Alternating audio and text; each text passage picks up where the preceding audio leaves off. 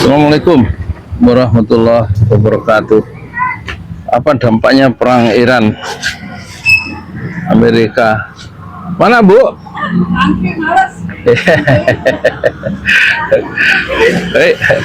Apa dampaknya perang Iran? Ada tukang bubur ada.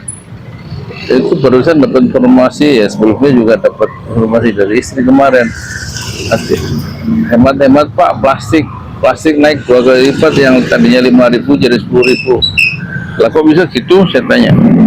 Ya itu kemarin suaminya ibu yang ngajar itu kerja di Tangerang, pabrik plastik, bahan bakunya kan dari impor katanya. Waduh, plastik aja bahan bakunya impor.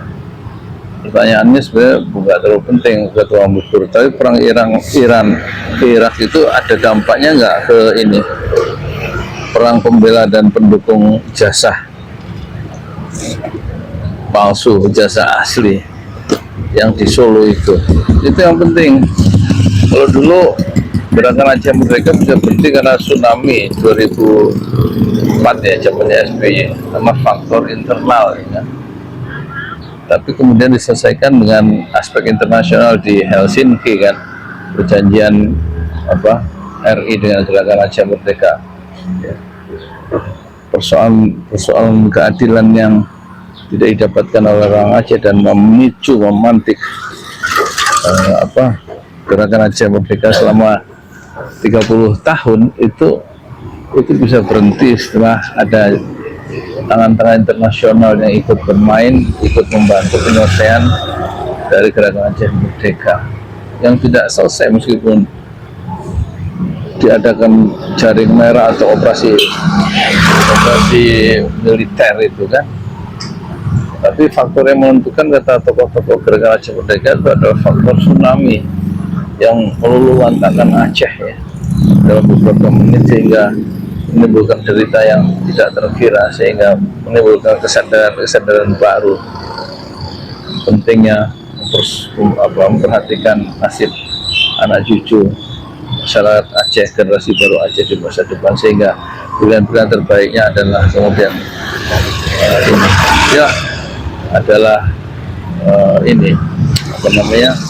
pilihan terbaiknya adalah berdamai ya, dan melepaskan pendekatan kekerasan dalam memperjuangkan keadilan yang dituntut oleh masyarakat Aceh dalam konteks kezaliman pemerintah pusat yang tidak adil dalam perlakuan politik dan ekonomi masyarakat Aceh yang merasa dikhianati oleh pemerintah pusat. Jadi ada aspek gabungan, aspek mana itu di celananya di itu dulu. Jadi ada kombinasi faktor internal dan eksternal ya, sehingga menghentikan gerakan Aceh Merdeka. Apakah ya pertempuran di dua kubu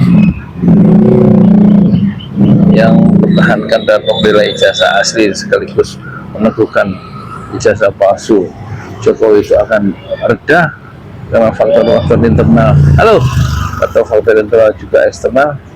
Tampaknya nggak sedramatis gerakan Aceh Merdeka, tetapi ada kemauan baik secara intrinsik dari Jokowi sendiri, dan juga ada faktor kekuasaan yang harus menekan, yang dilakukan baik oleh polisi yang mungkin harus reformasi dengan menggeser dulu Kapolrinya, dan juga kemudian ada tekanan psikologis atau politik dari Presiden Prabowo. Mungkin itu akan menghentikan polemik yang kontraproduktif terhadap ijazah palsu atau ijazah Aceh yang epicentrumnya adalah di Solo.